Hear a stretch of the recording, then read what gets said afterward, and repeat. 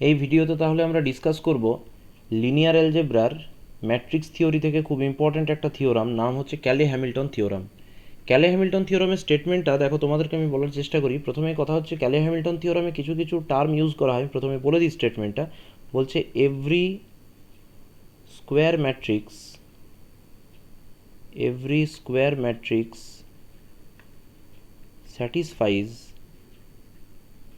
satisfies its own characteristic equation, its own characteristic equation। ঠিক আছে, বলছে প্রত্যেকটা স্কোয়ার ম্যাট্রিক্স কাকে বলা হয়। প্রথমে আমরা দেখো জেনে নিই যে হোয়াট ইজ স্কোয়ার ম্যাট্রিক্স হচ্ছে যে ম্যাট্রিক্সের number of rose equals to number of columns, অর্থাৎ যে ম্যাট্রিক্সের number of rose equals to number of columns, তাহলে সেই ম্যাট্রিক্সকে আমরা কী নামে ডাকবো? আমরা স্কোয়ার ম্যাট্রিক্স বলবো। বলছে যে কোনো স্কোয়ার ম্যাট্রিক্সের ক্ষেত্রে তার যে ক্যারেক্টারিস্টিক ইকুয়েশন হয়, ক্যারেক্টারিস্টিক ইকুয়েশন কাকে বলা হয় খুব সহজভাবে দেখো বুঝিয়ে দিচ্ছি। ধরা যাক তোমাকে একটা ম্যাট্রিক্স দেওয়া আছে, ক্যাপিটাল এ ইকুয়ালস টু 1 3 4 5, এই একটা ম্যাট্রিক্স তোমাকে দেওয়া আছে। তাহলে এই যে ম্যাট্রিক্সটা আছে, এই ম্যাট্রিক্সের প্রথমে ক্যারেক্টারিস্টিক ইকুয়েশন বের করার নিয়ম হচ্ছে প্রথমে ডিটারমিনেন্ট 1 3 4 5 ম্যাট্রিক্সটাকে ডিটারমিনেন্টে কনভার্ট করো এবং প্রিন্সিপাল ডায়াগোনালের এলিমেন্টগুলো থেকে একটা করে ল্যামডা তুমি মাইনাস করো এবং এটাকে ইকুয়ালস টু 0 করো। এই ডিটারমিনেন্টটাকে এবার তুমি ব্রেক করো, তাহলে আসবে দেখো 1 minus lambda into 5 minus lambda minus 12 equals to 0। এইবার এটাকে যদি আমরা ব্রেক করি তাহলে আসবে দেখো 5 minus lambda minus 5 lambda plus lambda square minus 12 equals to 0। ঠিক আছে, এটা হচ্ছে তাহলে ক্যারেক্টারিস্টিক ইকুয়েশন। আমরা ক্যারেক্টারিস্টিক ইকুয়েশনের দিকে এগোচ্ছি। তাহলে lambda square minus 6 lambda minus 7 equals to 0, এইটা তাহলে হচ্ছে আমাদের ক্যারেক্টারিস্টিক ইকুয়েশন।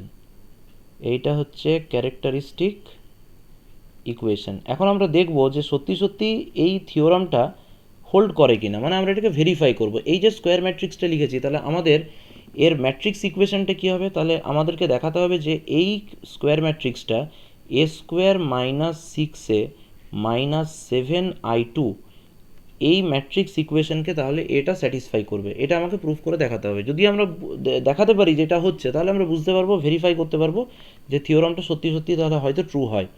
এ square minus 6a minus 7i2, তাহলে আমরা প্রথমে এ স্কোয়ার করবো। তাহলে এ স্কোয়ার করতে গেলে কি আসবে? 1 3 4 5, তারপরে আরেকবার 1 3 4 5 দিয়ে ম্যাট্রিক্স মাল্টিপ্লিকেশন। তাহলে ম্যাট্রিক্স মাল্টিপ্লিকেশনের ফার্স্ট রো ফার্স্ট এলিমেন্ট যেটা হবে সেটা দেখো আসবে 1 প্লাস 12 মানে 13 আসবে। তারপরে দেখো আসছে কত? তারপরে আসছে দেখো 3 প্লাস 15 মানে হচ্ছে 18। তারপরে কত আসবে? তারপরেরটা আসবে তোমার হচ্ছে 4 প্লাস 20 মানে আসবে 24।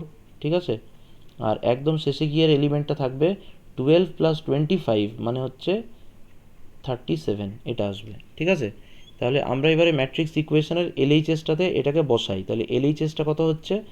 13 18 24 অ্যান্ড 37। ঠিক আছে, এবারে মাইনাস 6a করছি। তাহলে মাইনাস 6a করা মানে এটা হয়ে যাবে 6 18 24। ঠিক আছে, আর এখানে হয়ে যাবে 30।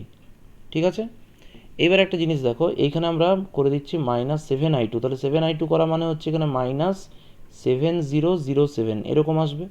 লক্ষ্য করে দেখো, এখানে দেখো 13 মাইনাস 13 মানে first element 0, second element 0, third element দেখো 24 মাইনাস 24 মানে 0, আর এখানে হচ্ছে 37 মাইনাস 37 0। দ্যাট ইজ এটা দেখো আইডেন্টিটি মানে নাল ম্যাট্রিক্স O2 চলে আসছে, অর্থাৎ এটা RHS এর সঙ্গে ম্যাচ করে যাচ্ছে। তাহলে এই হচ্ছে ক্যালে হ্যামিল্টন থিওরাম। খুবই সহজ থিওরাম, সহজভাবে বোঝার চেষ্টা করবে। ক্যারেক্টারিস্টিক ইকুয়েশন কাকে বলে এটা একটু বই থেকে তোমরা দেখে নেবে। আর থিওরামের স্টেটমেন্টটা পরিষ্কারভাবে বলা আছে যে কোনো স্কোয়ার ম্যাট্রিক্স তার ক্যারেক্টারিস্টিক ইকুয়েশনকে স্যাটিসফাই করে। এর থেকে তুমি ম্যাট্রিক্সের ইনভার্স বের করতে পারো, এর থেকে তুমি ভেরিফাই করতে পারো যে কোনো ম্যাট্রিক্সের ক্ষেত্রে যে ক্যালে হ্যামিল্টন থিওরাম হোল্ড করে কিনা। এই ধরনের অঙ্কগুলো একটু দেখা যেতে পারে।